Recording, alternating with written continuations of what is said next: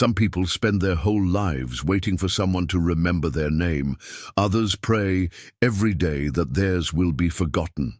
At Willowbrook State Care Facility in rural Michigan, a man has lain silent for 13 years. The staff calls him Mr. Gray because no one knows who he really is. No family visits, no friends call, just old bandages wrapped around wounds that never healed right. Ruthie Mendoza is a hospice nurse starting her last year before retirement.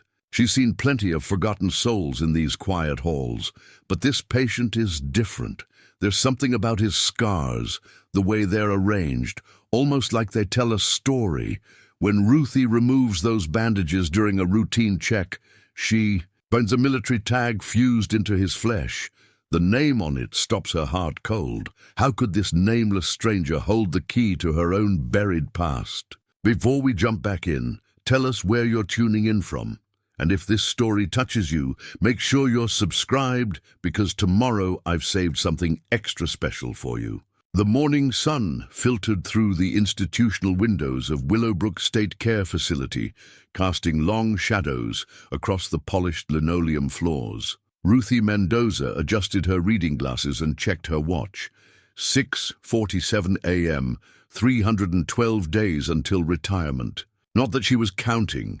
She twisted the simple gold band on her ring finger, a gesture that had become as automatic as breathing in the 8 months since Frank's funeral. The wedding ring caught the light, its worn surface telling the story. Of 34 years of marriage, of hands held through joy and sorrow, of promises kept until death did them part. "Morning, Mrs. Mendoza," called Maria Santos from behind the nurse's station. At 26, Maria possessed the kind of boundless energy that Ruthie remembered having once, decades ago. Her dark hair was pulled back in a neat ponytail, and her scrubs were crisp despite being 4 hours into her shift. "Just Ruthie is fine, dear," she replied, hanging her purse in her locker. The facility felt different from the bustling hospitals where she'd spent most of her career. Quieter, more contemplative. Perhaps that's why she'd requested the transfer when grief made the constant chaos of emergency medicine unbearable. Willowbrook housed 43 long-term care patients, most of them elderly, all of them requiring round-the-clock attention. The facility sat on 12 acres of Michigan farmland, surrounded by cornfields that rustled in the wind. It was the kind of place where time moved slowly, where seasons marked progress more than clocks. Dr. Patricia Holbrook emerged from her office, clipboard in hand. At 55, she ran Willowbrook with the efficiency of a seasoned administrator and the heart of someone who genuinely cared about forgotten people. Her graying hair was always pulled back in a practical bun, and she wore the same style of comfortable flats every day. "Ruthie, good morning," Dr. Holbrook said. "How are you settling in? It's been, 6 weeks now?" 7 weeks tomorrow," Ruthie corrected gently. "And I'm doing well, thank you. The slower pace is exactly what I needed." Dr. Holbrook studied her with kind but perceptive eyes. "How are you sleeping?" It was the sort of question that went beyond professional courtesy. Ruthie appreciated that Dr. Holbrook understood grief wasn't something you simply got over. It was something you learned to carry. "Some nights are better than others," Ruthie admitted. "But staying busy helps." "Good. I have your assignment list. For today, same patients as yesterday. Plus, we'd like you to take a closer look at Mr. Gray in room 217.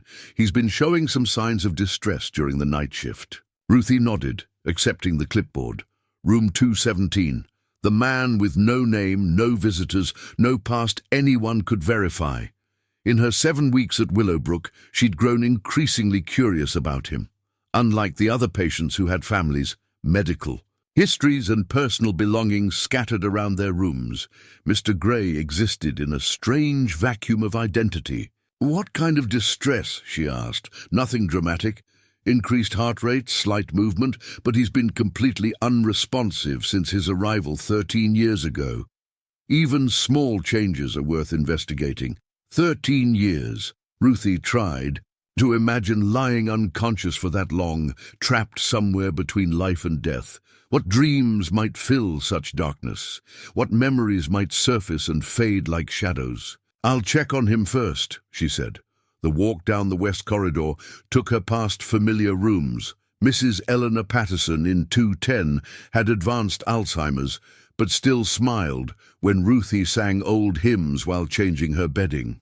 Mr. Joseph Kowalski in 213 had suffered a massive stroke 3 years ago, but squeezed her hand whenever she read him letters from his grandson in college.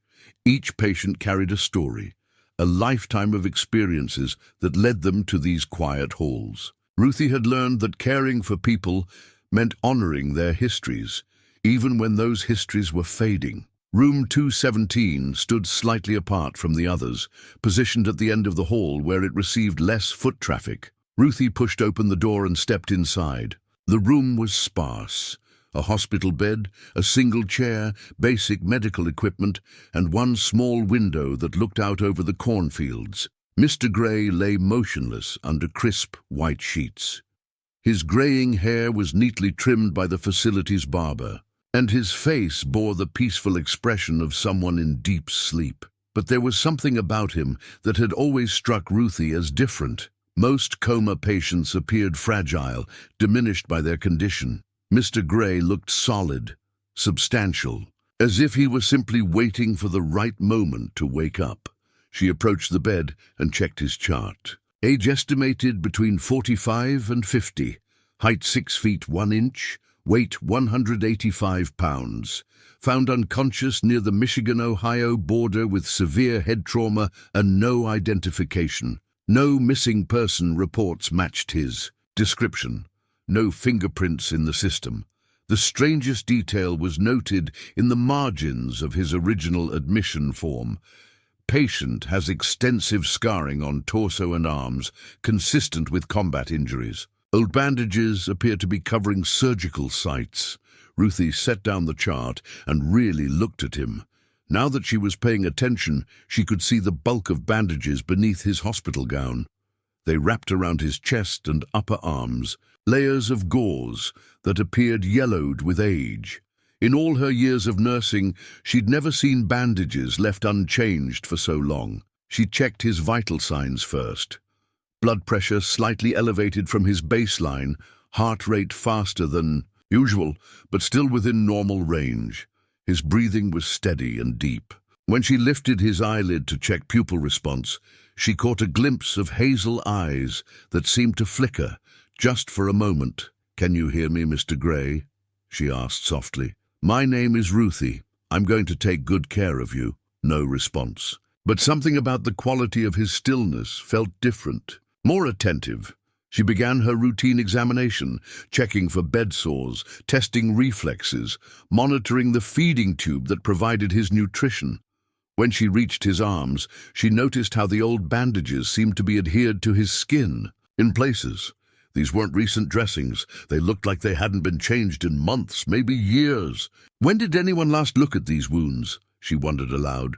Ruthie prided herself on thorough patient care. One of the things that had made her a good nurse over the decades was her attention to details that others might overlook. She'd seen too many preventable complications arise from assumptions and shortcuts. She gathered supplies from the hallway: fresh bandages, antiseptic, sterile scissors.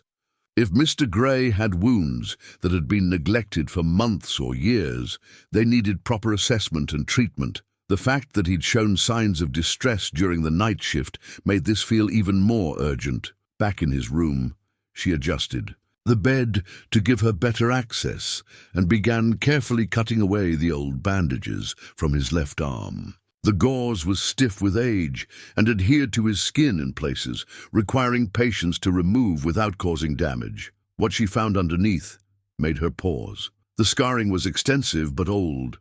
White lines crisscrossing his forearm in patterns that spoke of deliberate cuts rather than accidental injury. But more puzzling were the small, perfectly round scars that dotted his arm at regular intervals. They looked like injection sites, but far too many for any standard medical treatment. She continued unwrapping, documenting everything she found. His other arm bore similar markings. When she moved to his chest, she had to partially lift his hospital gown, and what she discovered there made her hands tremble. Carved into his chest, just below his collarbone, was what appeared to be a military identification tag, not hanging from a chain, actually embedded in his flesh, the skin having grown around it over time. She could make out partial letters, me and what might be Doz. Ruthie's breath caught in her throat. She fumbled for her reading glasses and leaned closer. The letters became clearer. Mendoza. Her maiden name. Her father's name. Her brother's name. Carlos Mendoza had died in military service 22 years ago.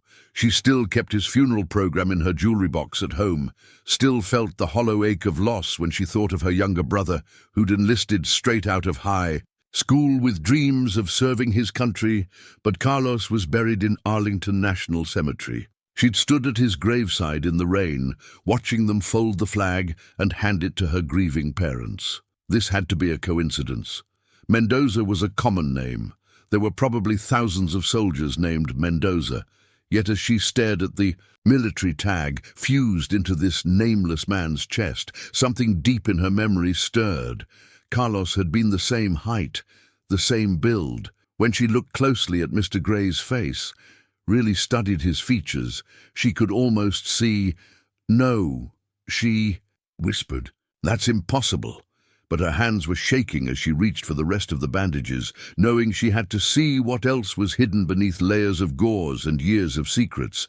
The truth was waiting for her, embedded in scarred flesh and buried memories, ready to shatter everything she thought she knew about loss and love and the price some people pay for serving their country.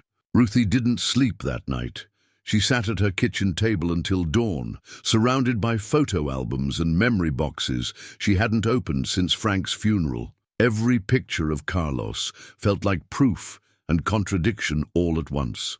The laughing teenager in his high school graduation cap looked nothing like the scarred man in room 217, yet everything like him.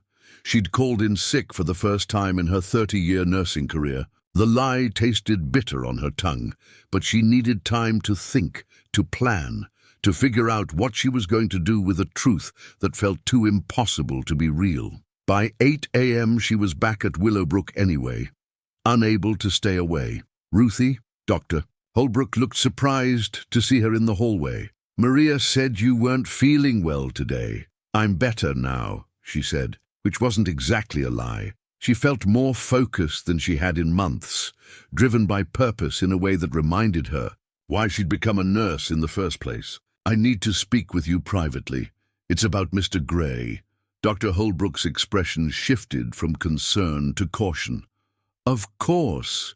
My office?" They walked in silence past the familiar rooms, past the patients who expected their morning medications and gentle words. Ruthie felt the weight of her discovery like a stone in her chest, heavy and sharp and impossible to ignore. Dr. Holbrook closed her office door and gestured to a chair across from her desk. The office was comfortable but professional, filled with medical journals and pictures of Dr. Holbrook's grown children, a reminder that everyone here had lives outside these walls, families who knew where they were. "What did you find yesterday?" Dr. Holbrook asked without preamble. "You knew I'd find something." It wasn't a question.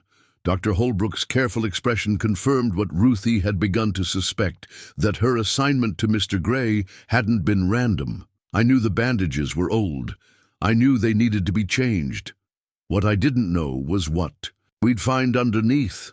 Dr. Holbrook leaned back in her chair. "What did you find, Ruthie?" "Evidence that Mr. Gray isn't who we think he is. Or rather, that he's exactly who someone doesn't want us to think he is." Ruthie pulled out the copies she'd made of his medical records. "These admission papers, half of them are blacked out. The signature is from the VA, but there's no real medical history, no explanation for his condition. Patients are sometimes transferred here with limited documentation, especially from federal facilities. This isn't limited documentation. This is deliberate obscurity." Ruthie spread the papers across Dr. Holbrook's desk. "And the scarring I found, it's not from an accident. It's systematic, methodical, like someone was conducting experiments. Dr. Holbrook was quiet for a long moment, studying the papers. When she looked up, her eyes held a sadness that Ruthie recognized, the look of someone carrying knowledge they wished they didn't have. "How certain are you about this?" "Certain enough to risk my job talking about it. Certain enough to believe that man has been a prisoner, not a patient, for 13 years. And you think you know who he is?" Again, not a question. Ruthie felt a chill run down her spine. "You know too, don't you? You've known all along." Dr. Holbrook stood and walked to her office window, looking out over the cornfields that surrounded Willowbrook. "When I took this position 15 years ago, I was told that some of our patients came with special circumstances, that their privacy was paramount, and that asking too many questions would be detrimental to everyone involved." "What kind of special circumstances?" "The kind that involve national security. The kind that require certain medical professionals to sign certain documents promising to keep certain secrets." Dr. Holbrook turned back to face her. "I was told that Mr. Gray was a former military serviceman who'd suffered severe psychological trauma during classified operations, that his condition was the result of enemy action, and that his identity needed to remain protected for his own safety." "And you believed that?" "I wanted to believe it. It was easier than believing the alternative." Ruthie felt her hands clench into fists. "What alternative?" "That our own government was capable of doing to its own soldiers what I suspected had been done to him."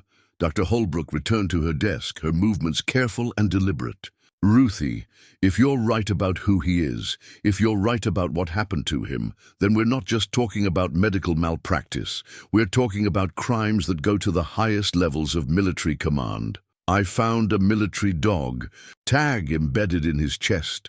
The name on it is Mendoza." Dr. Holbrook closed her eyes briefly. "Your maiden name, my brother's name. Carlos Mendoza was officially killed in action 22 years ago. I have his death certificate.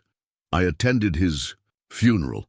But the man in room 217 has Carlos's tattoo, Carlos's birthmark, Carlos's hands." Ruthie's voice cracked slightly. "If I'm right, then my brother has been alive and imprisoned for over 2 decades, while I grieved for a lie." The silence that followed felt heavy with implications. Dr. Holbrook opened her desk drawer and pulled out a thick folder that looked different from standard medical files.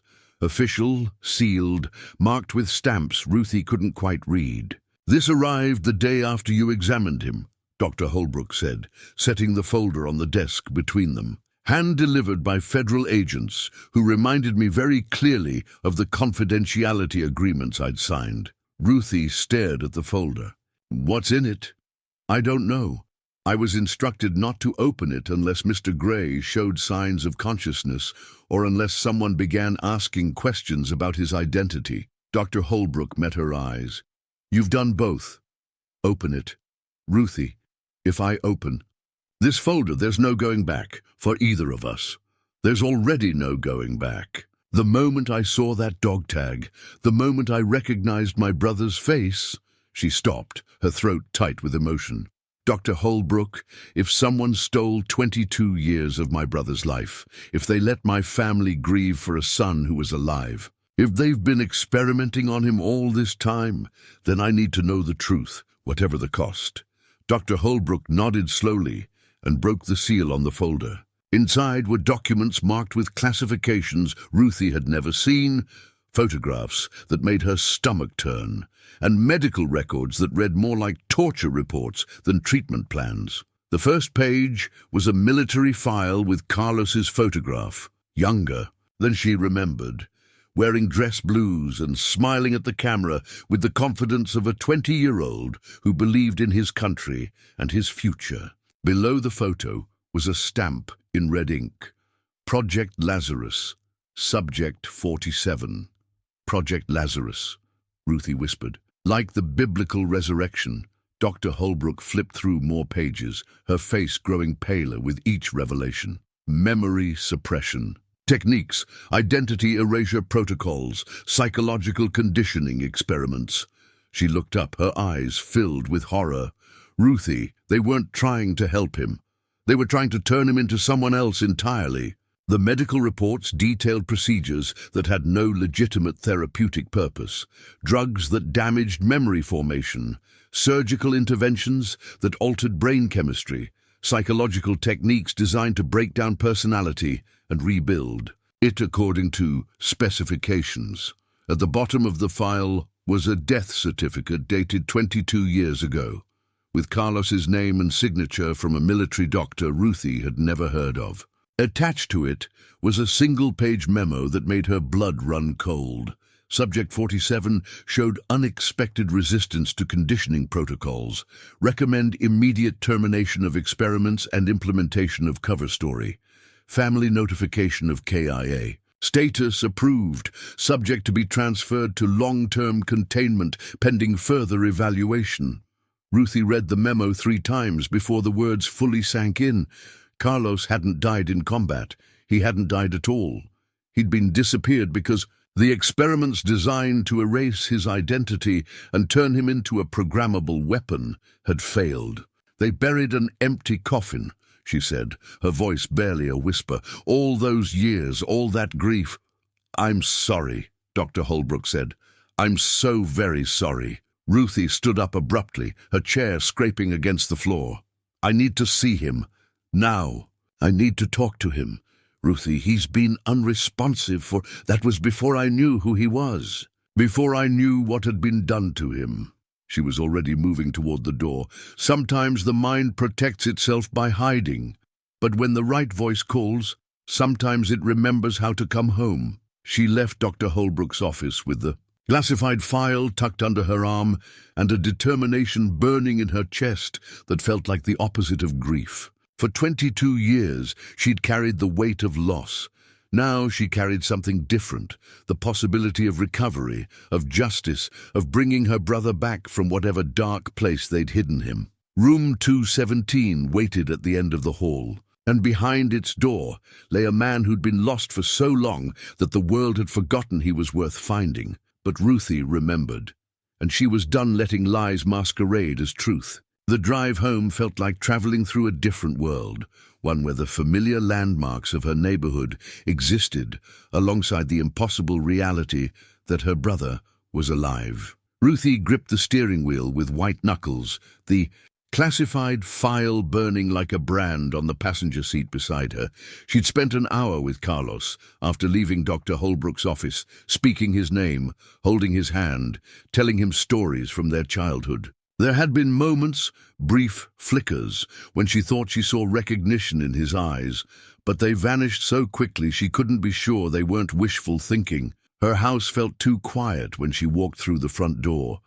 Frank's absence still echoed in every room, but now it was joined by a different kind of emptiness, the hollow space left by 22 years of unnecessary grief. Ruthie climbed the stairs to the spare bedroom that had become her storage room since Frank's death. Boxes lined the walls, filled with the accumulated memories of a life lived with intention and love. She knew exactly which box she needed. The one labeled Carlos, in her careful handwriting, packed away after their parents' funeral, when she'd inherited the responsibility of keeping her younger brother's memory alive. The box sat in the back corner, covered with a layer of dust that spoke of years undisturbed. She carried it downstairs to the kitchen table and opened it with hands that trembled despite her determination to stay strong. Inside were the artifacts of a life cut short, or so she'd believed. Report cards from high school, showing Carlos's steady improvement in math and science, a program from his graduation ceremony where he'd been recognized for volunteering at the local veterans hospital. Letters of recommendation for his college applications, dreams deferred but not abandoned when the military recruiter made his pitch about serving country and earning education benefits at the same time. But it was the bundle of letters at the bottom of the box that made her breath catch. Correspondence from Carlos during his basic training and the early months of his deployment.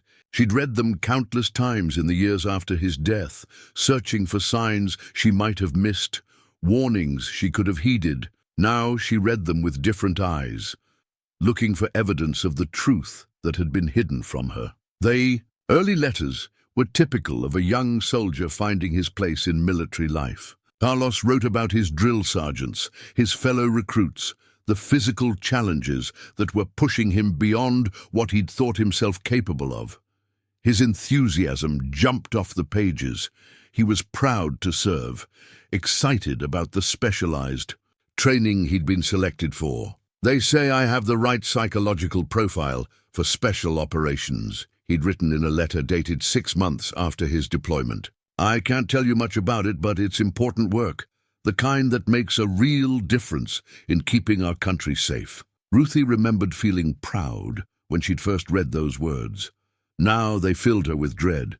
Special operations, the right psychological profile. She thought about the medical reports she'd seen, the systematic nature of the scarring on Carlos's body, the clinical language describing conditioning protocols and identity restructuring. The letters from his final months told a different story. Carlos's handwriting became less steady, his thoughts more fragmented. He wrote about memory problems, difficulty sleeping, strange dreams that felt more real than waking life. "Sometimes I can't remember things that just happened," he'd written 3 months before his supposed death. "But I remember things I'm not sure I ever experienced. The doctors say it's stress, that special operations can mess with your head if you're not careful. They've given me some medications to help, but they make me feel like I'm watching my life through someone else's eyes." Ruthie set down the letter, her chest tight with anger and sorrow. The signs had been there, hidden in plain sight. Carlos had been trying to tell her something was wrong, but the language had been too coded, too careful. He'd been monitored, she realized now. Even his personal correspondence had been scrutinized by people who wanted to ensure their secrets stayed buried. The final letter was dated just 2 weeks before she'd received the official notification of his death. The handwriting was barely recognizable, shaky and desperate. "Ruth, I'm scared, really scared. Not of dying in combat, but of what they're doing to us here. They call it Project Lazarus, and they say it's about bringing soldiers back from psychological death, making us stronger, more effective. But I don't feel stronger. I feel like I'm disappearing, piece by piece. Like they're taking away everything that makes me Carlos Mendoza and replacing it with something else. If something happens to me, if you get one of those letters with an official seal, don't believe everything they tell you. Some secrets are too dangerous to stay buried forever. I love you, hermana. Take care of abuela for me." The letter was signed with his childhood nickname for her, "To Hermanito Carlos, your little brother, Carlos." Ruthie wiped tears from her cheeks with the back of her hand. He'd known. Somehow Carlos had known what was going to happen to him, and he'd tried to warn her. But she'd been too devastated by his official death to see the coded message in his final words. She spread all the letters across the kitchen table, looking for patterns, for clues she might have missed. Other names began to emerge in his correspondence. Fellow soldiers who'd been selected for the same special program. Private Johnson, who'd stopped writing to his family months before Carlos did. Sergeant Martinez, who'd supposedly died in a training accident. Corporal Thompson, whose parents Carlos mentioned receiving a death notification just weeks before his own supposed demise. A pattern of disappearances disguised as military casualties. Young men with the right psychological profiles, recruited for special operations that existed in the shadows between legitimate military service and something far darker. Ruthie reached for her laptop and began searching for information about Project Lazarus. Most of what she found were conspiracy theories and unsubstantiated claims, but buried among the speculation were fragments of truth. Congressional hearings from the 1990s that mentioned unethical military experiments, whistleblower testimonies that had been discredited or ignored, families who'd spent decades demanding answers about sons and daughters who'd vanished into classified programs. She found a website called Families for Military Accountability that collected stories from relatives of soldiers who disappeared under suspicious circumstances. The testimonials read like variations on a theme, promising young servicemen and women recruited for special programs, final letters expressing confusion and fear, official death notifications that raised more questions than they answered. One story made her stop scrolling. Maria Santos Chen, whose son David had been declared KIA in 2003 after participating in what military officials described as advanced psychological warfare training. Like Carlos, David had written letters describing memory problems and strange medical procedures. Like Carlos, he'd expressed fear in his final correspondence that something was being done to him that went beyond normal military training. Unlike Carlos, David Santos Chen had never been found. Ruthie clicked on the contact information for Maria Santos Chen and found herself staring at a phone number with a Michigan area code. After 20 years of searching for answers about her son, this mother lived less than an hour away. The sun was setting by the time Ruthie finished reading through the website, but she felt more awake than she had in months. She wasn't alone in this. Other families had been living with the same questions, the same doubts, the same persistent feeling that the official stories didn't add up. And now she had something they didn't. She had Carlos, alive, damaged, but potentially recoverable. The key to proving that Project Lazarus was real and that the government had spent decades lying to families about the fate of their children. Tomorrow, she would call Maria Santos Chen. Tomorrow, she would begin building a case that could bring justice for all the young soldiers who disappeared into the darkness of classified experiments. But tonight, she sat in her kitchen, surrounded by letters from a brother she'd thought was dead, planning how to bring him back from the living death they'd condemned him to. Some resurrections required more than faith. They required evidence, allies, and the kind of stubborn love that refused to let go, even after 22 years of grief. The phone call with Maria Santos Chen lasted 3 hours. By the end of it, Ruthie felt like she'd found a sister in grief.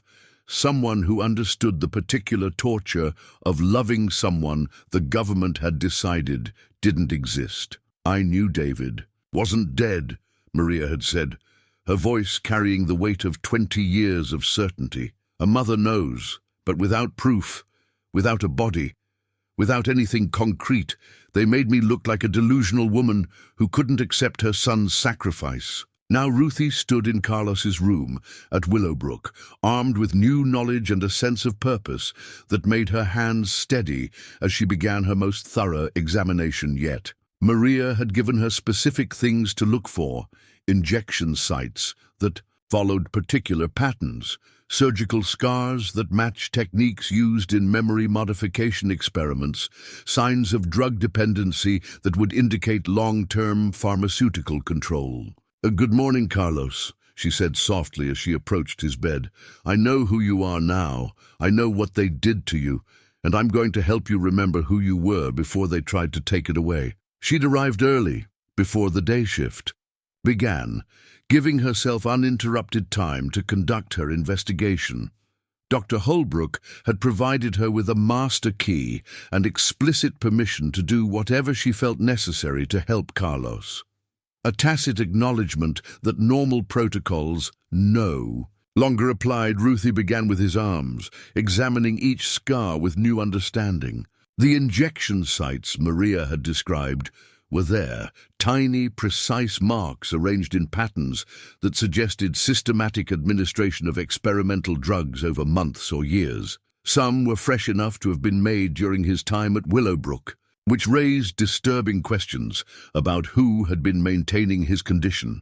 She photographed everything with her phone, building a medical record that told the true story of what had been done to her brother. When she moved to examine his torso more carefully, she found something that made her breath catch. Taped to the underside of his mattress, barely visible and easy to miss during routine checks, was a small glass vial, empty now but bearing the pharmaceutical markings that Maria had taught her to recognize. Experimental compounds developed for memory suppression and behavioral modification. "Someone's been giving you medication," she whispered to Carlos. "Someone here, at Willowbrook, has been keeping you under chemical control." The implications were staggering. If someone at the facility had been secretly administering drugs to maintain Carlos's condition, it meant the conspiracy extended beyond whatever military program had originally captured him. It meant there were people in positions of trust who were complicit in his ongoing imprisonment. Ruthie pocketed the vial and continued her examination. She found 2 more empty containers hidden around the room, one taped under the bedside table, another concealed behind the framed landscape print on the wall. All bore the same pharmaceutical markings, all designed to keep the human mind locked away from itself. As she worked, she spoke to Carlos in a steady, gentle voice, telling him about their childhood, about their grandmother's recipes, about the summer they'd spent building a treehouse in the backyard of their foster home. She wasn't sure if he could hear her, but she'd read enough about coma recovery to know that familiar voices and meaningful memories sometimes could reach through the pharmaceutical fog. "Do you remember when you taught me to drive stick shift in Papa Miguel's old truck?" she asked as she checked his reflexes. "You were so patient with me, even when I stalled it 50 times in the grocery store parking lot. You said persistence was more important than talent." For just a moment, his fingers twitched. Ruthie froze, watching his hand intently. "Carlos, can you hear me?" Nothing, but she could have sworn she'd seen movement. She continued talking, her voice growing more animated as she shared memory after memory. Their first Christmas after their parents died, when they'd had no money for gifts, but had spent hours making each other presents out of cardboard and imagination. The time Carlos had gotten food poisoning from a gas station burrito, and she'd stayed up all night taking care of him.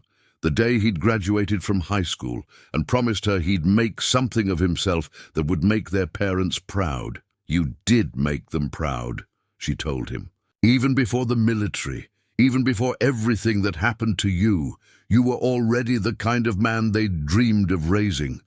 Kind, brave, loyal to the people you loved." This time there was no mistaking it.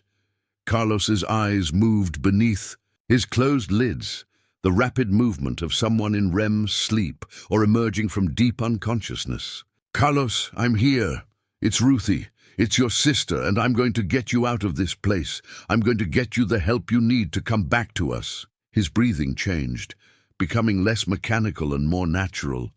The monitors beside his bed registered the subtle shift, heart rate increasing slightly, brain activity showing patterns she'd never seen in his charts before. Someone was coming down the hallway. Ruthie quickly pocketed her phone and arranged herself to look like she was conducting a routine examination. But when the door opened, it wasn't Maria or Dr. Holbrook who walked in. The man was tall, middle-aged, wearing an expensive suit that looked out of place in the casual atmosphere of Willowbrook. His eyes were cold and assessing as they moved from Ruthie to Carlos and back again. "Ms. Mendoza," he said, and the fact that he knew her name sent ice through her veins. "I'm Agent Walsh with the Department of Veterans Affairs. I understand you've been taking a special interest in this patient." "I'm his assigned nurse," she said carefully.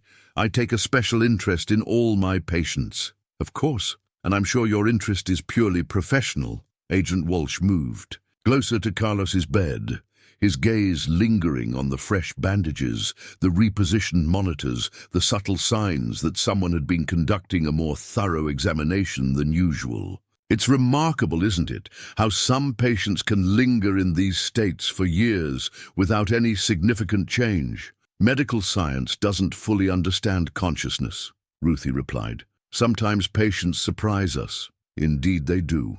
"Agent." Walsh turned back to her, his smile cold and predatory. "I hope you understand that some patients come with special considerations. Security concerns, national security concerns, the kind that require medical professionals to be very careful about the questions they ask and the conclusions they draw. Are you threatening me? I'm reminding you that your nursing license, your career, Your entire future depends on your ability to provide compassionate care without overstepping professional boundaries. He adjusted his suit jacket, and Ruthie caught a glimpse of a shoulder holster. Some secrets exist to protect people, Ms. Mendoza. Sometimes the kindest thing we can do is let sleeping patients lie. After he left, Ruthie sat beside Carlos's bed with her heart pounding and her hands shaking. But along with the fear came something else. Confirmation that she was on the right track. If Agent Walsh felt the need to intimidate her, it meant Carlos's recovery was possible. It meant they were afraid of what he might remember if given the chance. "Did you hear that, hermano?" she whispered to Carlos. "They're scared. Which means you're still in there, still fighting, still the stubborn little brother who never knew when to give up." She squeezed his hand, and this time she was certain Carlos squeezed back. The phone call with Maria Santos Chen lasted 3 hours. By the end of it, Ruthie felt like she'd found a sister in grief, someone who understood the particular torture of loving someone the government had decided didn't exist. "I knew David wasn't dead," Maria had said, her voice carrying the weight of 20 years of certainty. "A mother knows, but without proof, without a body, without anything concrete, they made me look like a delusional woman who couldn't accept her son's sacrifice." Now Ruthie stood in Carlos's room at Willowbrook, armed with new knowledge and a sense of purpose that made her hands steady as she began her most thorough examination yet. Maria had given her specific things to look for, injection sites that followed particular patterns, surgical scars that matched techniques used in memory modification experiments, signs of drug dependency that would indicate long-term pharmaceutical control. "Good morning, Carlos," she said softly as she approached his bed. "I know who you are now. I know what they did to you. And I'm going to help you remember who you were before they tried to take it away." She'd arrived early, before the day shift began, giving herself uninterrupted time to conduct her investigation. Dr. Holbrook had provided her with a master key and explicit permission to do whatever she felt necessary to help Carlos, a tacit acknowledgement that normal protocols no longer applied. Ruthie began with his arms, examining each scar with new understanding. The injection sites Maria had described were there. Tiny, precise marks arranged in patterns that suggested systematic administration of experimental drugs over months or years. Some were fresh enough to have been made during his time at Willowbrook, which raised disturbing questions about who had been maintaining his condition. She photographed everything with her phone, building a medical record that told the true story of what had been done to her brother. When she moved to examine his torso more carefully, she found something that made her breath catch. Taped to the underside of his mattress, barely visible and easy to miss during routine checks, was a small glass vial. Empty now, but bearing the pharmaceutical markings that Maria had taught her to recognize, experimental compounds developed for memory suppression and behavioral modification. "Someone's been giving you medication," she whispered to Carlos. "Someone here at Willowbrook has been keeping you under chemical control." The implications were staggering. If someone at the facility had been secretly administering drugs to maintain Carlos's condition, it meant the conspiracy extended beyond whatever military program had originally captured him. It meant there were people in positions of trust who were complicit in his ongoing imprisonment. Ruthie pocketed the vial and continued her examination. She found 2 more empty containers hidden around the room, one taped under the bedside table, another concealed behind the framed landscape print on the wall. All bore the same pharmaceutical markings, all designed to keep the human mind locked away from itself. As she worked, she spoke to Carlos in a steady, gentle voice, telling him about their childhood, about their grandmother's recipes, about the summer they'd spent building a treehouse in the backyard of their foster home. She wasn't sure if he could hear her, but she'd read enough about coma recovery to know that familiar voices and meaningful memories sometimes could reach through the pharmaceutical fog. "Do you remember when you taught me to drive stick shift in Papa Miguel's old truck?" she asked as she checked his reflexes. "You were so patient with me, even when I stalled it 50 times in the grocery store parking lot. You said persistence was more important than talent." For just a moment his fingers twitched. Ruthie froze, watching his hand intently. "Carlos, can you hear me?" Nothing, but she could have sworn she'd seen movement. She continued talking, her voice growing more animated as she shared memory after memory. Their first Christmas after their parents died, when they'd had no money for gifts but had spent hours making each other presents out of cardboard and imagination. The time Carlos had gotten food poisoning from a gas station burrito, and she'd stayed up all night taking care of him.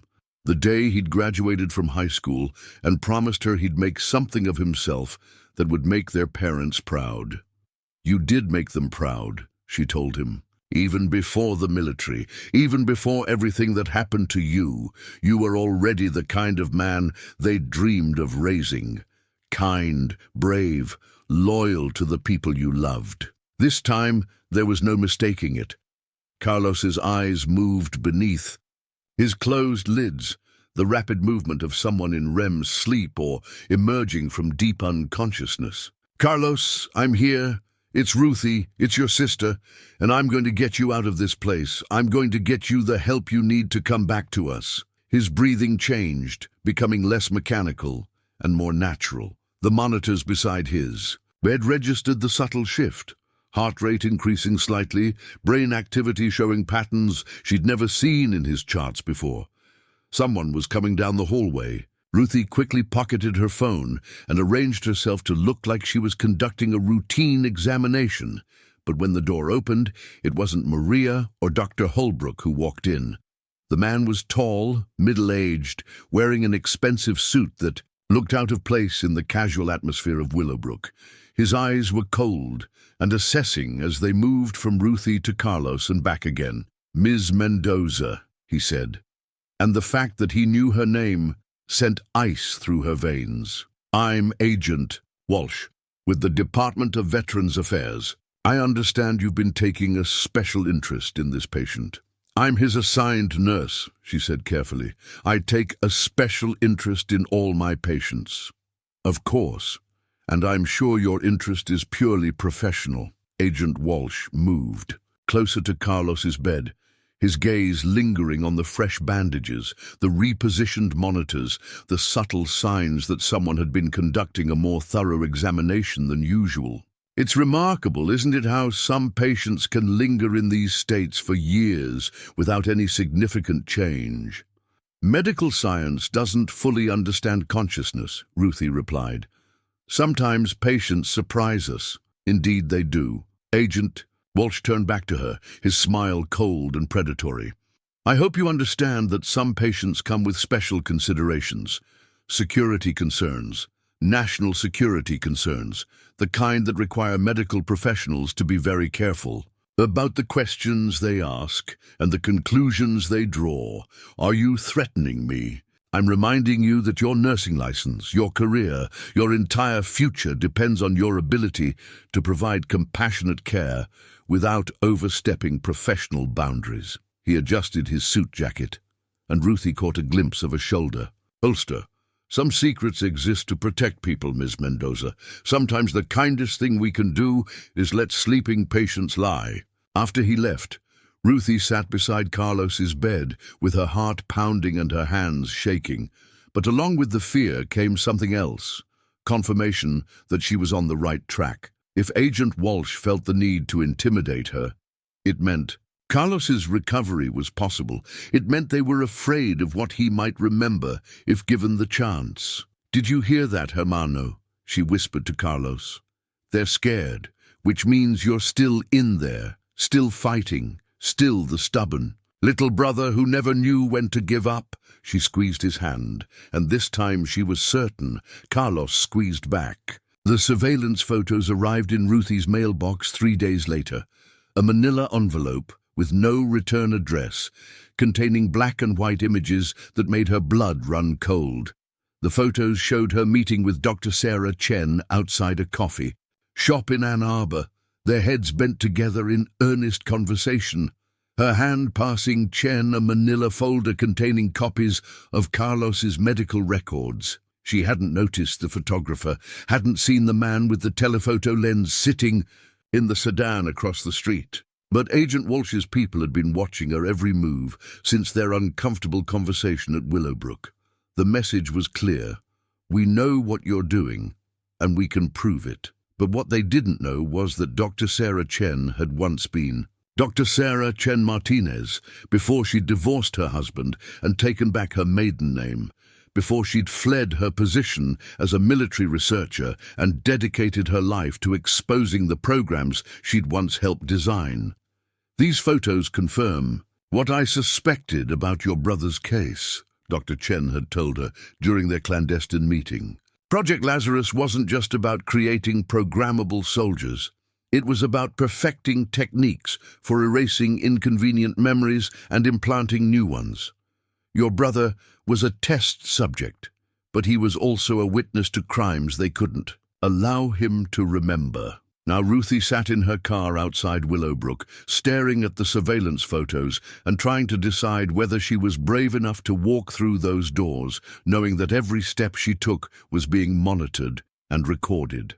Agent Walsh had made his threat clear, but she'd also seen the fear in his eyes when he looked at Carlos. They were afraid of what her brother might remember, which meant his memories were worth fighting for. She tucked the photos into her purse and walked into the facility with her head held high. Maria Santos was at the nurse's station, her young face creased with worry. "Ruthie, thank God you're here. Something's wrong with Mr. Gray. His vitals have been erratic all night. And Dr. Holbrook wants you to take a look at him immediately." Ruthie's heart raced as she hurried down the hallway to room 217. Had someone given Carlos another dose of the experimental drugs? Had Agent Walsh decided that intimidation wasn't enough? But when she reached his room, what she found wasn't deterioration. It was awakening. Carlos's eyes were open for the first time since she'd known him. Not the vacant stare of a comatose patient, but the focused gaze of someone trying to make sense of his surroundings. When he saw her, his brow furrowed with concentration, as if he were trying to place a familiar face in an unfamiliar context. "Hello," she said softly, approaching his bed with careful steps. "My name is Ruthie.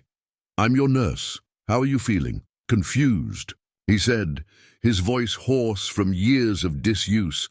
"Where am I? What year is it?" The questions hit her like physical blows. He was conscious, he was speaking, but he didn't remember her. After all the progress she'd thought they were making, he was looking at her like a stranger. "You're at Willowbrook Care Facility in Michigan. It's 2024. You've been unconscious for a long time. 13 years. She kept her voice professional, fighting the urge to tell him who she was, who he was. Dr. Chen had warned her that recovered memories needed to surface naturally, that trying to force recognition could cause psychological damage. 13 years, he repeated, his eyes moving around the room as if seeing it for the first time. "I don't remember anything. I don't remember who I am." That's not uncommon after extended unconsciousness. "Your name is—" She paused, choosing her words carefully.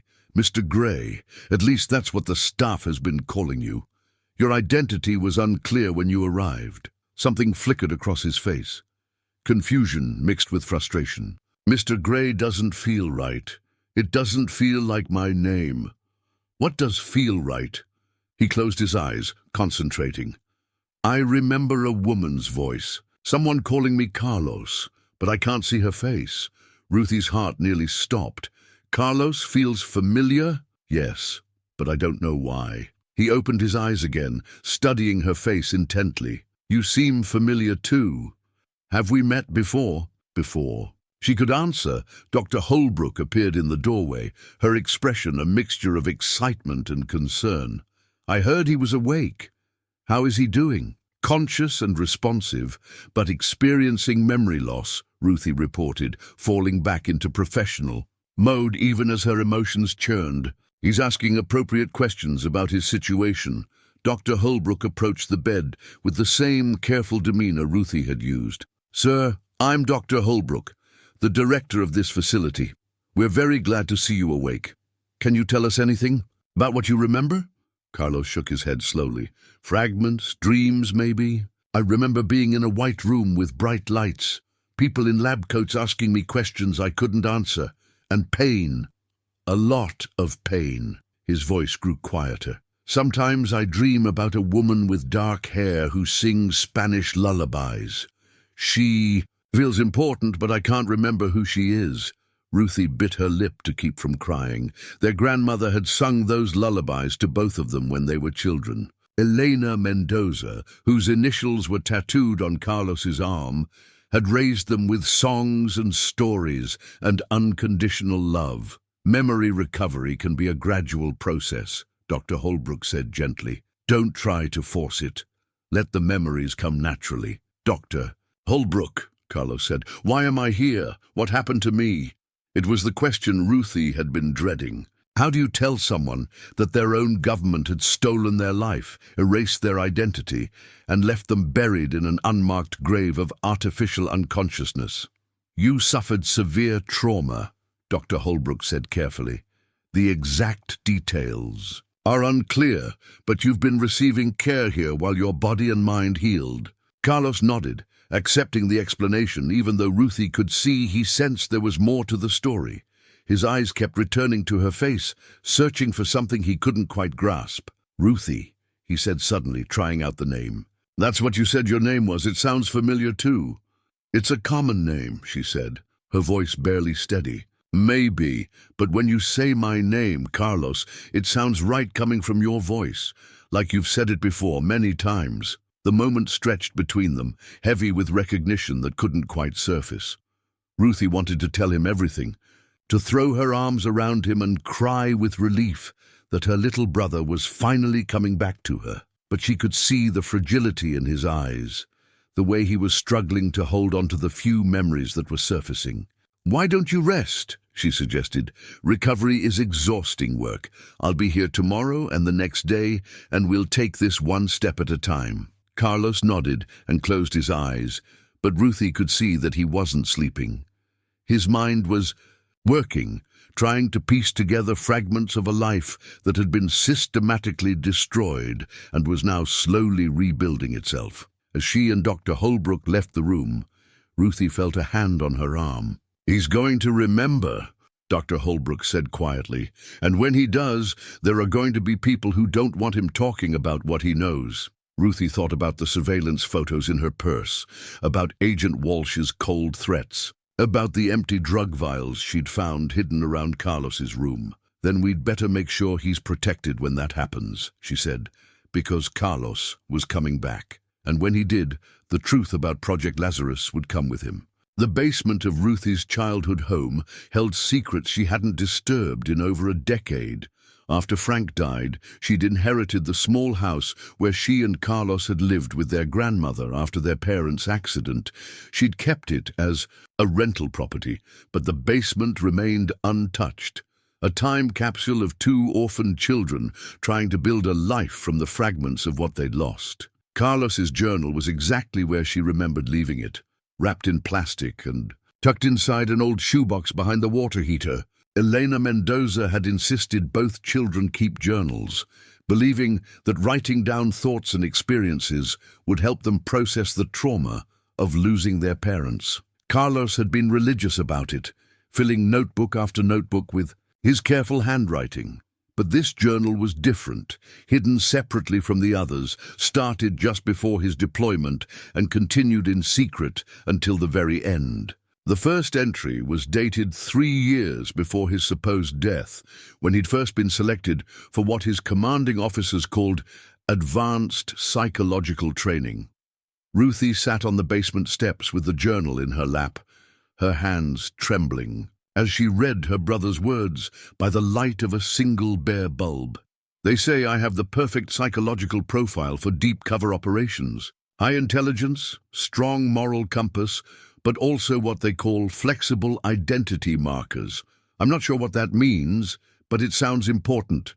The training starts next week at a facility I'm not allowed to name. The early entries were filled with excitement and pride. Carlos wrote about psychological tests that seemed more like games, medical examinations that were supposedly routine, fellow soldiers who'd been selected for the same honor. He mentioned names: David Santos Chen, Michael Johnson, Rachel Martinez, young men and women who would later be reported as casualties of various training accidents and combat operations.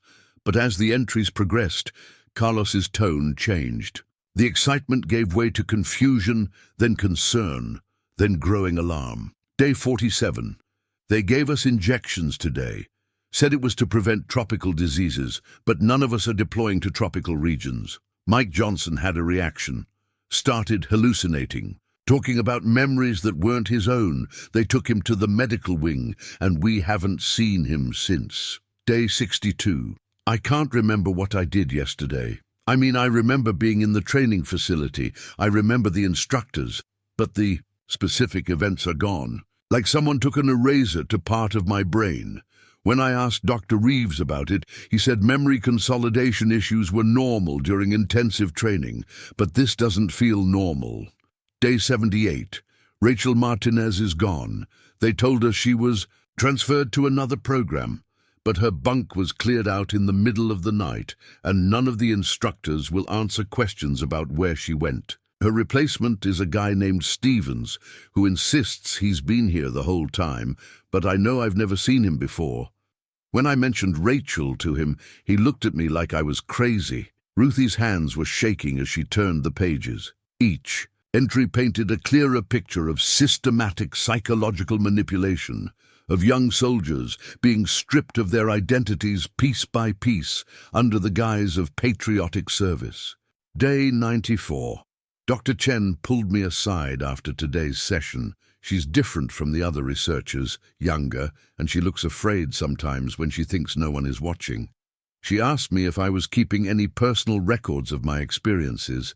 I lied and said no, but something in her eyes made me think she was trying to warn me about something. Dr. Sarah Chen, the woman who would later flee the program and spend decades trying to expose it. Even then, she'd been trying to protect the subjects she was supposed to be studying. Day 118. I'm forgetting Spanish. Abuela's language, the words. She taught us when we were little. They're disappearing from my mind like water through my fingers. When I try to remember her lullabies, I can hear the melody, but not the words. This isn't normal memory loss. They're taking specific things, leaving others intact. But why? Day 125. Something went wrong today. I was in the chair. They call it cognitive restructuring, but it's more like having your brain taken apart and put back together wrong. And I started remembering things that weren't mine. A woman's voice calling me David. A different childhood, different parents. For about 10 minutes I thought I was David Santos Chen. Then it snapped back, but now I understand what they're doing. They're not just erasing our memories, they're trying to implant new ones. Ruthie had to stop reading to wipe tears from her eyes. The clinical horror of what had been done to her brother was almost unbearable, but she forced herself to continue. Carlos had risked everything to document this evidence, and she owed it to him to witness his courage. Day 142. Dr. Chen is helping me. She can't stop what they're doing, but she's given me something. A medication that counteracts some effects of the memory drugs. It won't stop the process completely, but it might let me hold on to who I am a little longer. She says there are people on the outside who need to know what's happening here. I'm trying to find a way to get word to Ruthie, but all our communications are monitored. Day 156. They're going to graduate me soon. That's what they call it when they finish the process. Graduation. The others who graduated never came back. I think I know why. Once they perfect the identity restructuring, once they turn us into whoever they need us to be, there's no reason to keep the original person around. We become weapons that happen to be made of flesh instead of metal. Day 163. This might be my last entry. Dr. Chen says they're planning to accelerate my timeline because I've been showing resistance to the procedures. Tomorrow, they're going to do what they call a full neural reset. She says it means they'll erase everything, every memory, every personality trait, every piece of what makes me Carlos Mendoza. I'll wake up as someone else entirely, if I wake up at all. Day 164. If anyone finds this, please know that we didn't die in combat. We didn't die serving our country. We died because our country decided we were expendable in service of an experiment that should never have existed. Tell our families that we love them until the very end. Tell them we fought to stay ourselves as long as we could. The final entry was written in handwriting that was barely recognizable as Carlos's, shaky, desperate, fading. They're coming for me. I can hear them in the hallway. Ruthie, if you ever read this, know that you were the last thing I thought about before they took my memories away. You were the voice I tried to hold on to when everything else was disappearing. Te amo, hermana. Don't let them bury the truth with our bodies. Ruthie sat in the basement darkness and wept for her brother, for all the young soldiers who'd been sacrificed to Project Lazarus, for the families who'd been fed lies instead of truth. But beneath her grief was something harder and more determined, rage at the system that had stolen so much from so many, and resolve to make sure Carlos's sacrifice hadn't been in vain. His journal was evidence, proof that Project Lazarus had existed, that it had destroyed lives, that the official stories of combat deaths were elaborate cover-ups designed to hide crimes against the very people who'd sworn to serve their country. Carlos was alive, and his memories were slowly returning. When they did, when he could testify about what had been done to him and the others, this journal would corroborate his story and provide the documentation needed to seek justice. She climbed the basement steps with Carlos's journal tucked against her chest like a shield. Tomorrow, she would return to Willowbrook, to her brother who was fighting his way back from an artificially imposed darkness.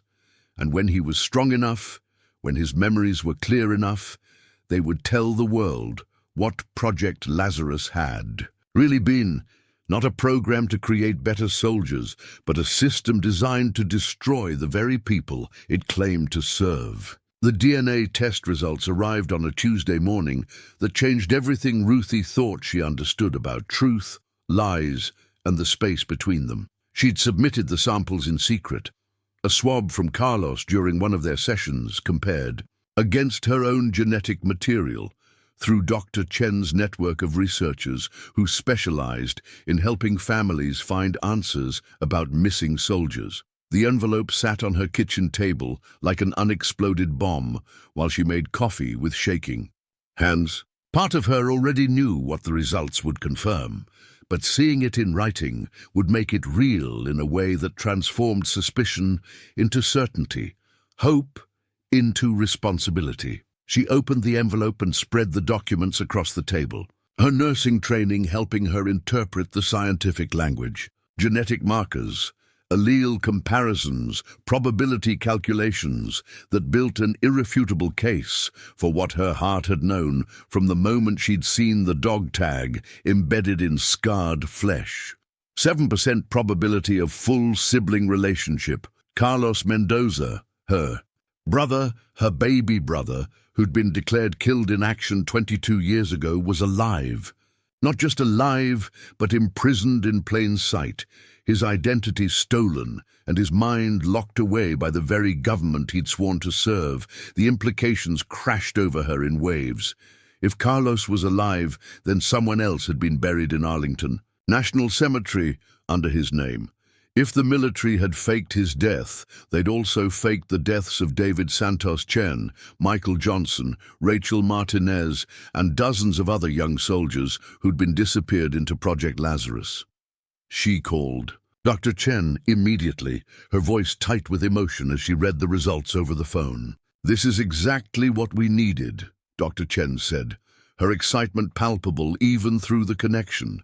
Genetic proof that a soldier reported as KIA is actually alive and being held against his will. Ruthie, this could be the evidence that brings down the entire program.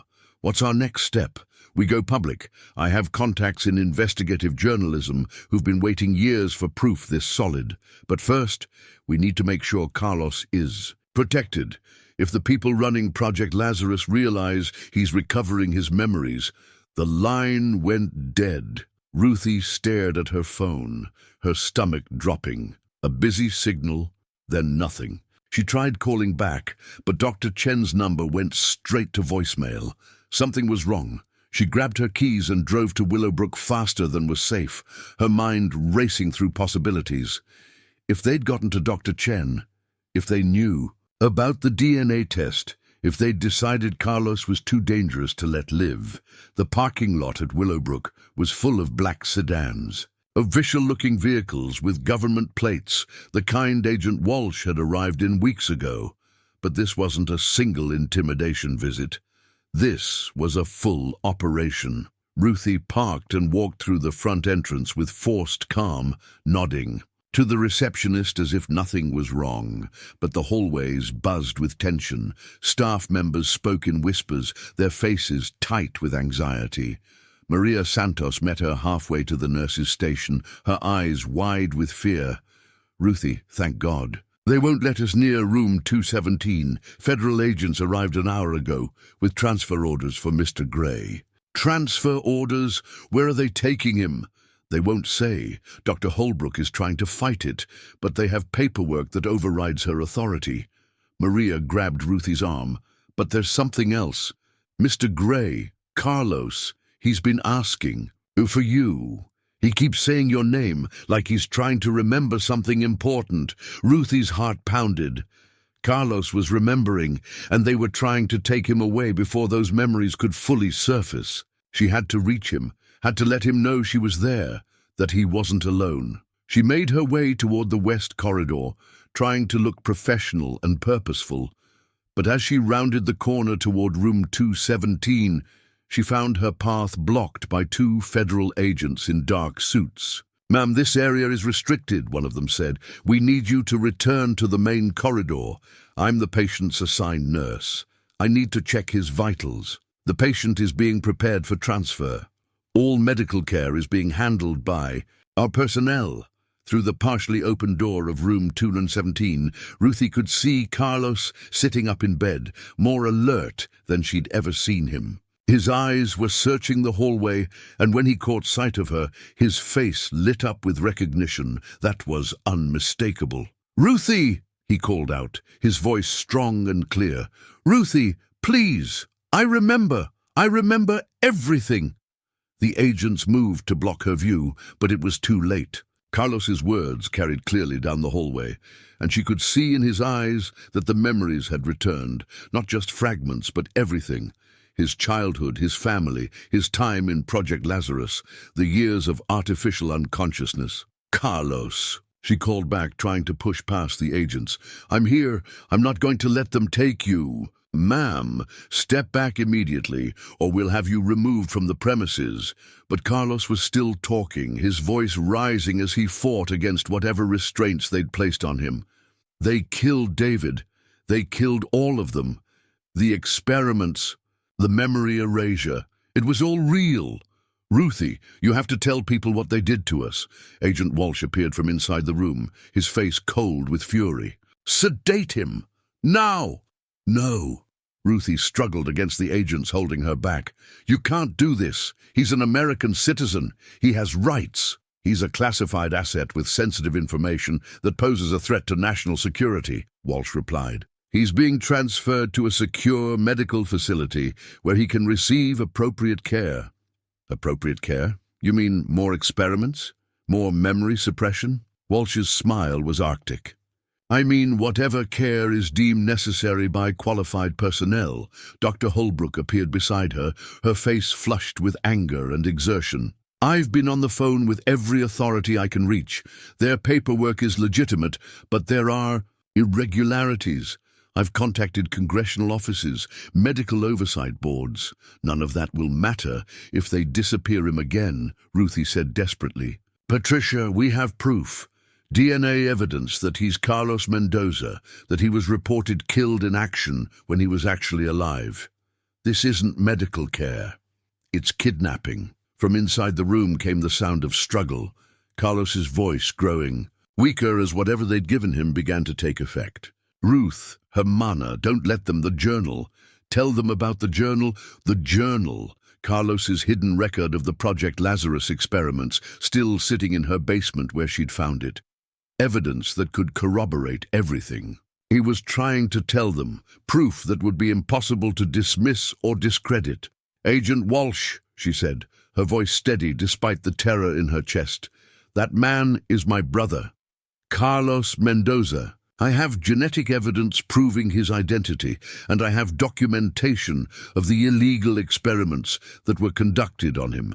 If you take him from here, if anything happens to him, I'm going public with everything." Walsh studied her for a long moment. "Ms. Mendoza, you're overwrought. Understandably so. It's difficult when patients we become attached to require transfer to higher levels of care.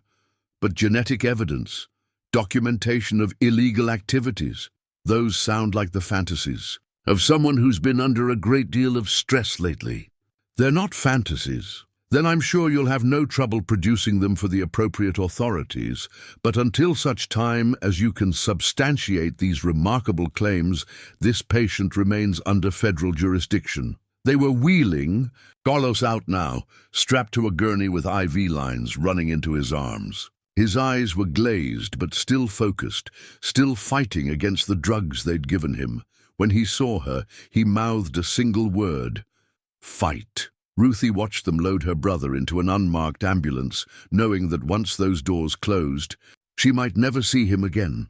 But she also knew something Agent Walsh didn't, that Carlos's journal contained evidence that would be impossible to suppress, and that she now had allies who'd been waiting decades for proof this concrete. As the ambulance drove away, she turned to Dr. Holbrook. "I need to make some phone calls, important ones. Can you document everything that just happened? Every agent's name, every piece of paperwork they showed you, every word they said? Already done. And I've sent copies to medical boards, congressional offices, and journalists I know. This wasn't a legitimate medical transfer, and I'm not going to pretend it was." Ruthie felt a surge of gratitude for the woman who'd risked her career to help a patient she barely knew. But there was no time for sentiment. Carlos was counting on her to fight, and she had weapons they didn't know about.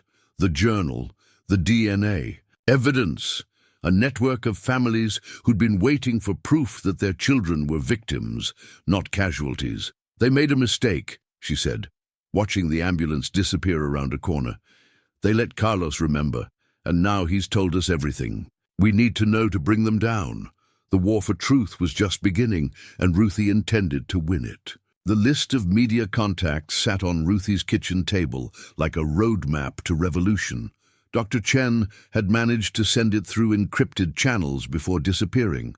27 journalists, investigative reporters, and documentary filmmakers who'd spent years waiting for evidence solid enough to expose government programs that existed in the shadows between legal and unthinkable. Ruthie stared at the names, knowing that once she made these calls, there would be no going back. Carlos was already gone, spirited away to some black site facility where his recovered memories could be suppressed again or silenced permanently. She had maybe hours before they completed whatever procedure would steal her brother's mind for the second time. The first call went to Sarah Martinez at the Washington Post.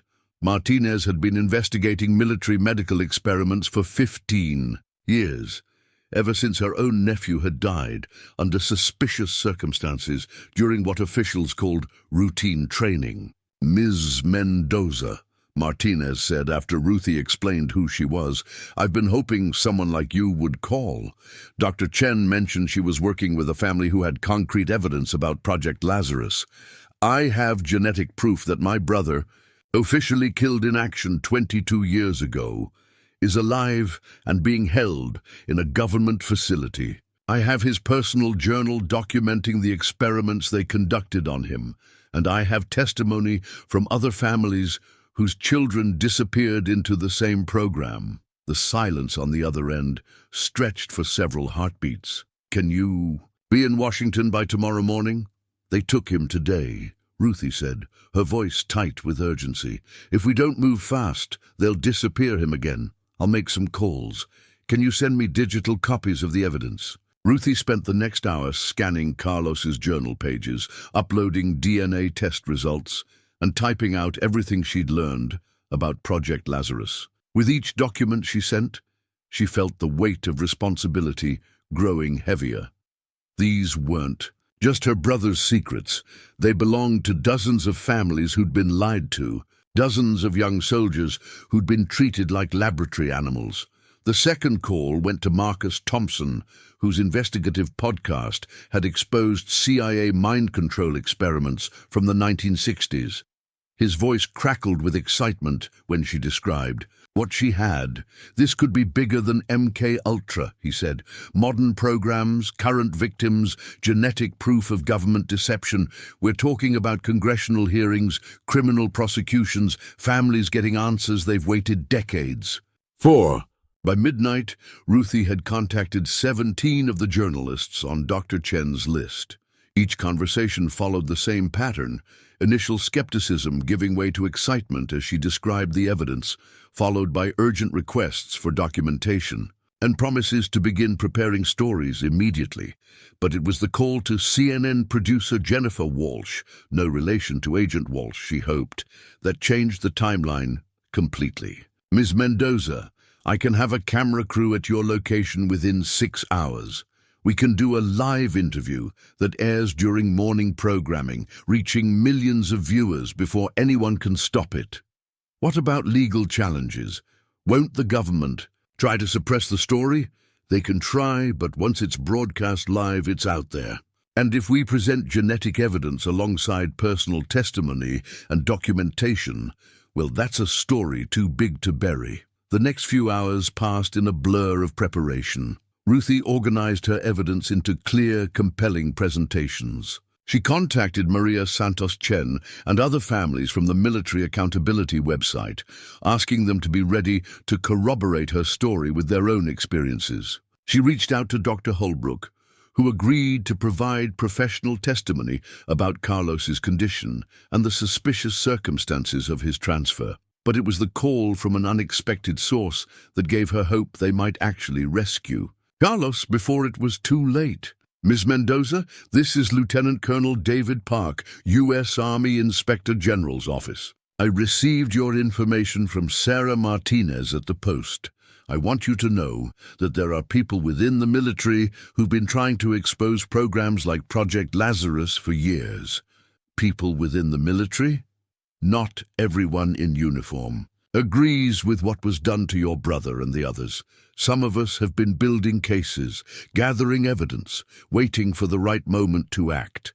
Your evidence might be the catalyst we've needed." Lieutenant Colonel Park explained that a coalition of military personnel, congressional staffers, and Justice Department investigators had been quietly documenting abuses within classified programs for over a decade. They'd identified dozens of soldiers who'd been disappeared into experimental programs, but they'd lacked the concrete proof needed to bring charges against high-ranking officials. Carlos's journal, combined with genetic evidence and medical testimony, could be the foundation for a case that brings down the entire network, Park said. "But we need to move fast. Once these stories go public, the people responsible will start destroying evidence and moving assets." "Assets like my brother?" "Yes, we believe your brother is being held at a facility in Nevada. It's technically a military medical research installation, but it operates with minimal oversight. If we're going to extract him safely, we need to coordinate the media exposure with simultaneous legal action. Extract." The word made this sound like a military operation, which Ruthie supposed it was, a war between different factions within the same government, fought over the question of whether American soldiers were expendable in service of classified research. The CNN crew arrived at 4 a.m., setting up lights and cameras in her living room while she reviewed her talking points one final time.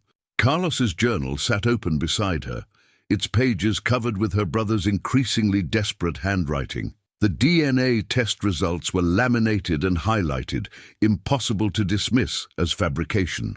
Jennifer Walsh, the producer, not the agent, coached her through the interview format. "We'll start with your personal story, how you discovered your brother was alive, what you found at Willowbrook, the evidence you've gathered. Then we'll bring in Dr. Holbrook via satellite, and Lieutenant Colonel Park will join us from Washington to discuss the broader implications. What if they tried to stop the broadcast? They might try, but we're going live in 47 minutes, and once that red light goes on, the story belongs to the public." Ruthie thought about Carlos, probably drugged and strapped to another hospital bed in another anonymous facility, facing another round of procedures designed to steal his identity. She thought about David Santos Chen and all the other young soldiers, whose families had been told lies instead of truth. She thought about the empty coffin buried in Arlington National Cemetery under her brother's name. "They can try to stop it," she said, "but they can't stop all of it. Too many people know now. Too many families are ready to demand answers." The makeup artist finished her work and the lighting technician made final adjustments.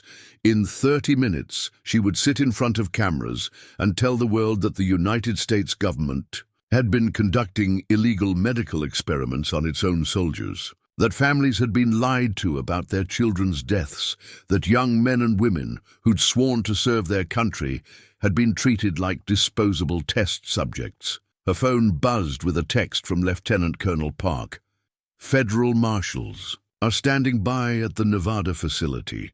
The moment your interview airs, we move to secure your brother and any other survivors." Another text, this one from Maria Santos Chen, watching from Michigan, ready to go public with David's story as soon as you give the signal. A third message from Dr. Holbrook. "Willowbrook staff documenting everything from yesterday's incident. You're not fighting this alone." The producer held up her hand, fingers counting down. 5 minutes to airtime. Ruthie closed her eyes and thought about her grandmother's lullabies.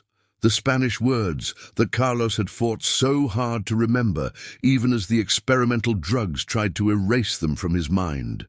Elena Mendoza had taught them both that family was more than blood.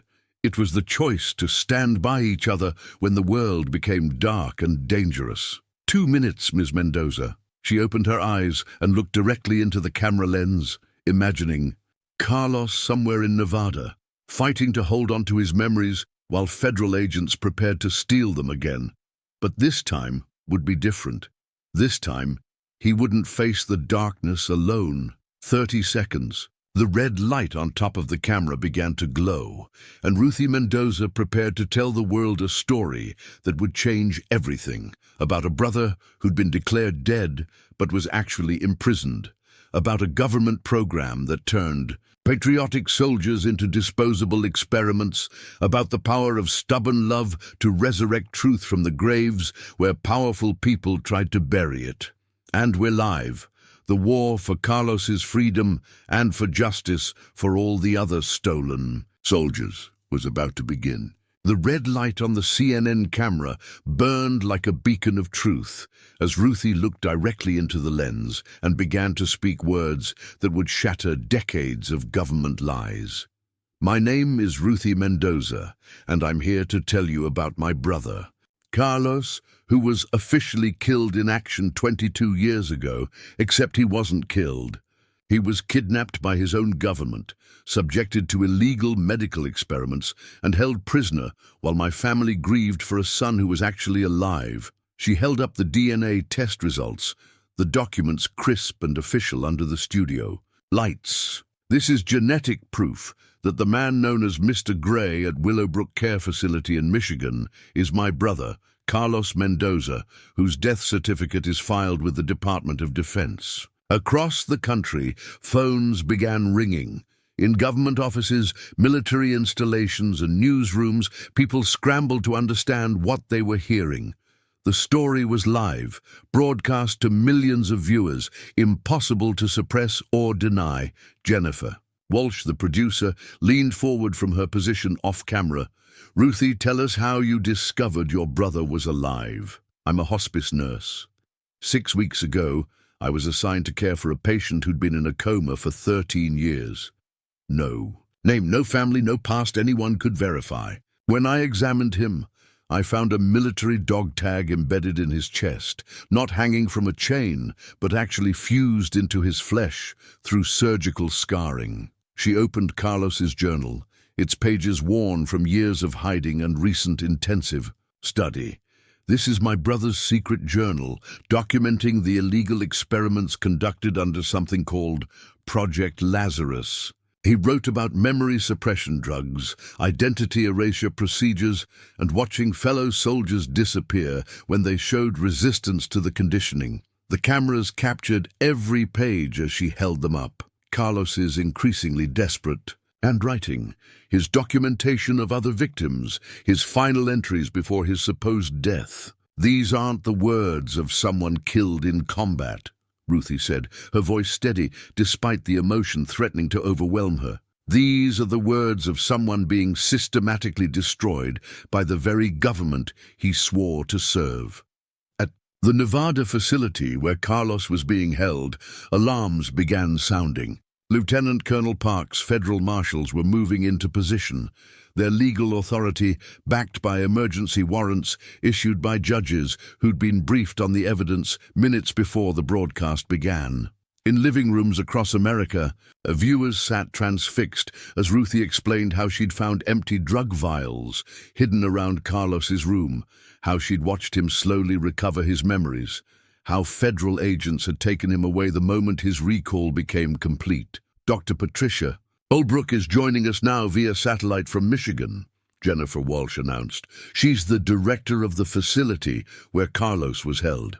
Dr. Holbrook's face appeared on a split screen, her professional composure barely containing her anger. "I want to be clear that what happened at Willowbrook yesterday was not a legitimate medical transfer. Federal agents arrived with paperwork that overrode my medical authority, but their actions violated every ethical standard of patient care." "What was Carlos's condition when they took him?" Jennifer asked. "He was alert, coherent, and actively trying to communicate what had been done to him.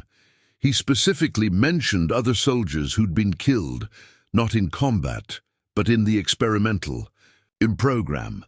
The agents sedated him against his will and removed him despite having no medical justification for the transfer.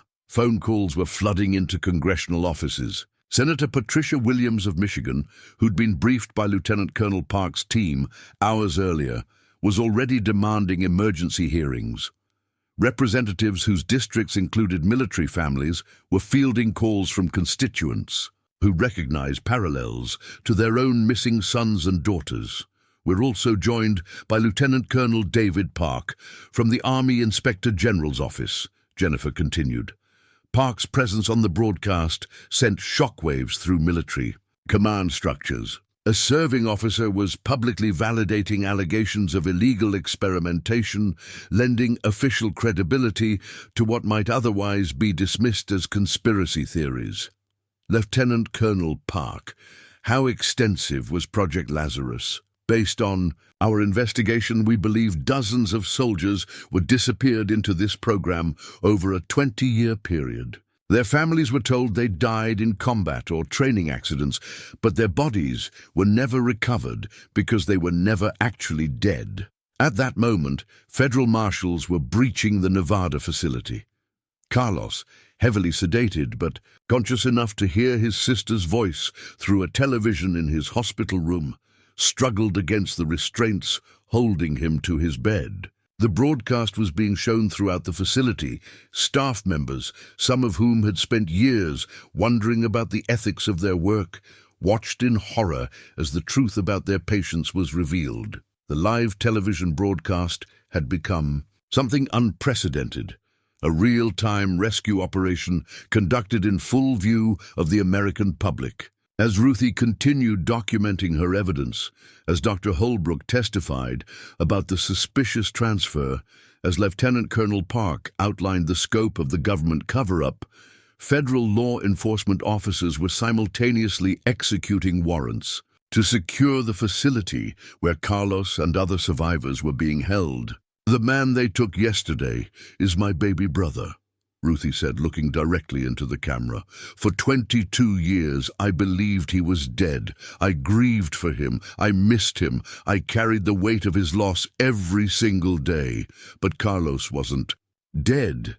He was imprisoned, experimented on, his identity systematically destroyed by people who were supposed to protect him. The truth was live, undeniable, and spreading across the country faster than any government response could contain it." The congressional hearing room buzzed with an energy Ruthie had never experienced, the electric tension of long-buried secrets finally being dragged into the light. 6 weeks had passed since her live television appearance, 6 weeks of media, firestorm, federal investigations, and a growing chorus of families demanding answers about their missing children. The gavel in Congressman Michael Chen's hand, Dr. Sarah Chen's brother, who'd spent years quietly building support for this moment, would soon call the hearing to order. The nameplate in front of him read, "Committee Chair." But to Ruthie he represented something more, proof that the connections forged in grief and determination could reshape the halls of power. Carlos sat beside her at the witness table, his recovery remarkable but incomplete. The months of pharmaceutical control had left gaps in his memory, moments where the person he'd been before Project Lazarus flickered like a candle in wind. But his core identity had survived, and his testimony had already shaken the foundations of military command. The American people deserved to know what was done in their name, Congressman Chen said, as cameras captured every word. "Today, we will hear testimony about Project Lazarus, a classified program that disappeared American soldiers and subjected them to illegal medical experimentation." Agent Walsh sat at a different table, flanked by military attorneys and justice department officials. His confident demeanor had cracked under months of scrutiny, his carefully constructed justifications crumbling as evidence mounted. The man who'd once threatened Ruthie with dismissive arrogance now faced criminal charges for conspiracy, kidnapping, and accessory to torture. "Mr. Mendoza," Congressman Chen addressed Carlos directly, "please tell this committee about your experience with Project Lazarus." Carlos leaned toward his microphone, his voice stronger than it had been since his recovery began. "I was 20 years old when I was recruited for what they called advanced psychological training. I believed I was serving my country. Instead, I became a test subject for procedures designed to erase human identity and rebuild it according to military specifications."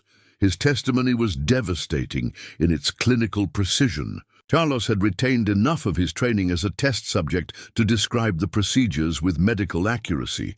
The drugs that disrupted memory formation, the surgical techniques that altered brain chemistry, the psychological conditioning designed to break down personality and install programmed responses.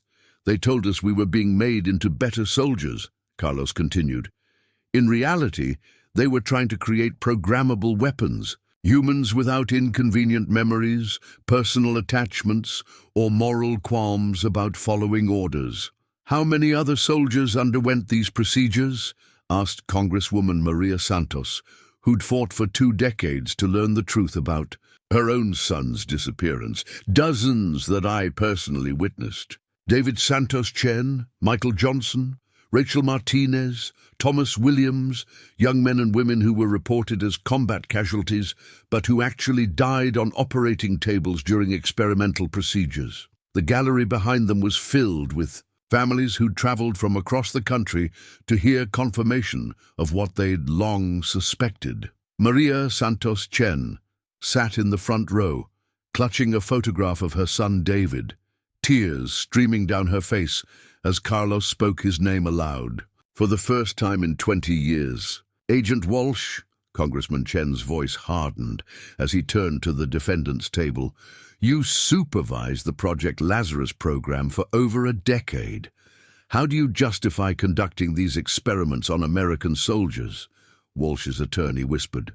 urgently in his ear, but the agent pushed him away. The techniques developed through Project Lazarus saved American lives by creating operatives capable of infiltrating enemy organizations without the liability of compromised loyalties or traumatic stress responses. You mean you created soldiers whose personalities had been so thoroughly destroyed that they couldn't remember they were American, Ruthie said, her voice cutting through the formal proceedings. You turned patriots into prisoners in their own minds?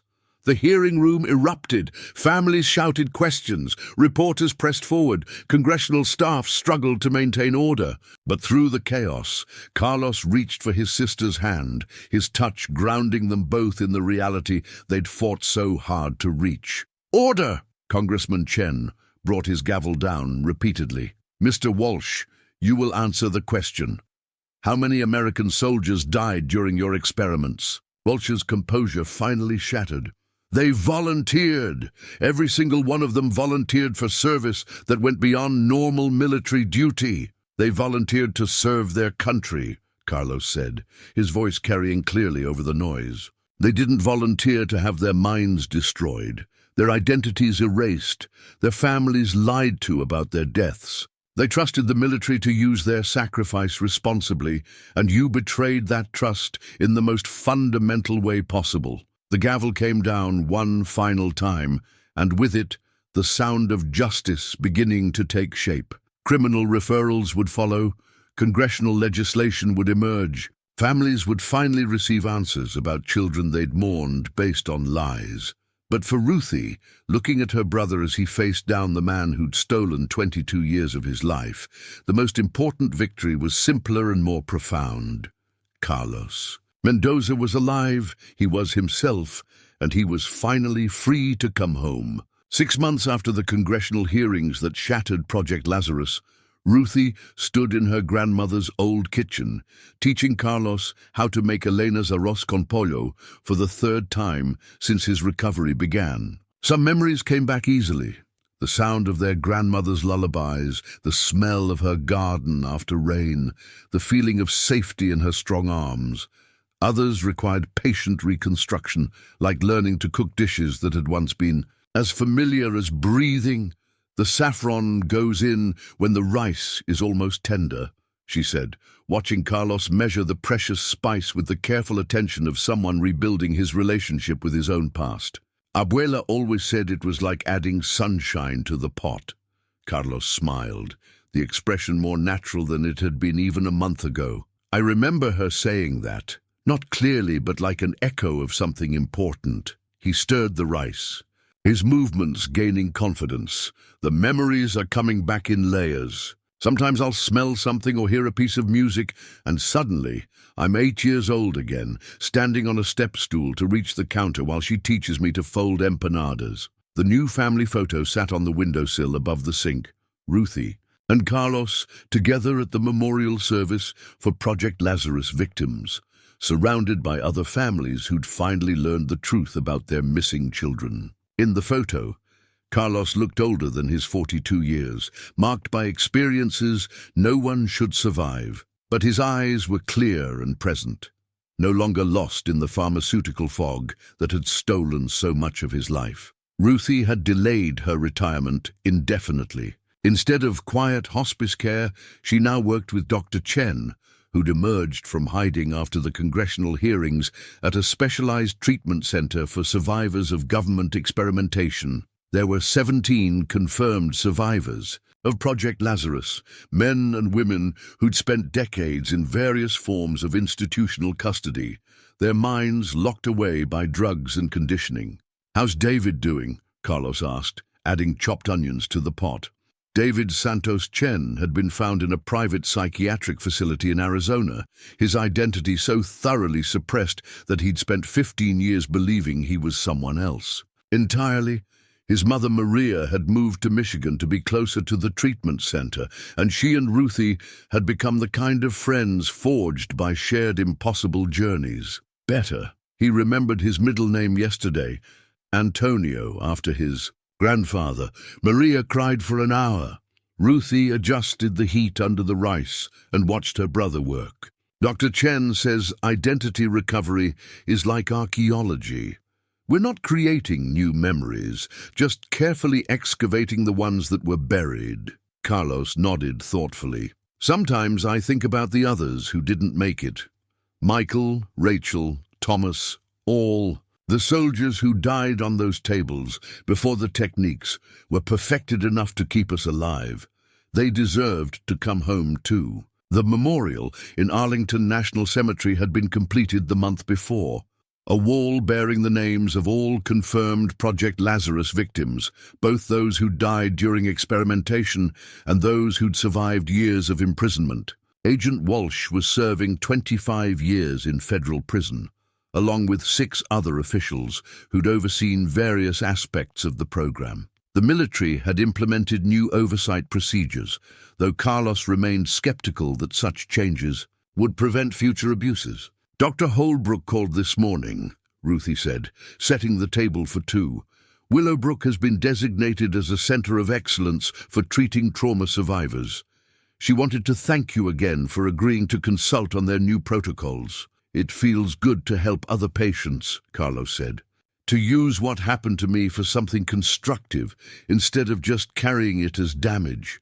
The rice was perfect, golden with saffron, fragrant with the herbs their grandmother had grown in coffee cans on her windowsill.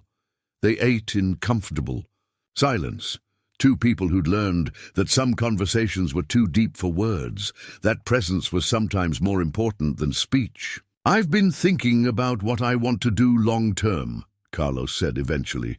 Dr. Chen offered me a position at the treatment center, helping other survivors, maybe working on research to reverse some of the pharmaceutical damage. What do you want to do? I want to teach, like I planned before the military. He smiled, and this time it reached his eyes completely. High school history. I want to help kids understand that democracy requires vigilance, that governments can do terrible things when no one's watching, but that individual people have the power to demand better. Ruthie reached across the table to squeeze his hand. Abuela would be proud. She always said you were born to guide people. I remember her funeral, Carlos said suddenly. Not clearly, but I remember you holding my hand while they lowered her casket. I remember thinking that as long as we stayed together, as long as we remembered her stories, she wouldn't really be gone. She's not gone. She's in this kitchen, in these recipes, in the way we take care of each other. Ruthie stood to clear their plates. She's in the stubborn love that brought you home. Outside, the Michigan autumn painted the trees in shades of gold and crimson. Carlos had missed 22 autumns, 22 springs, 22 cycles of seasons that marked the passage of time and the persistence of hope.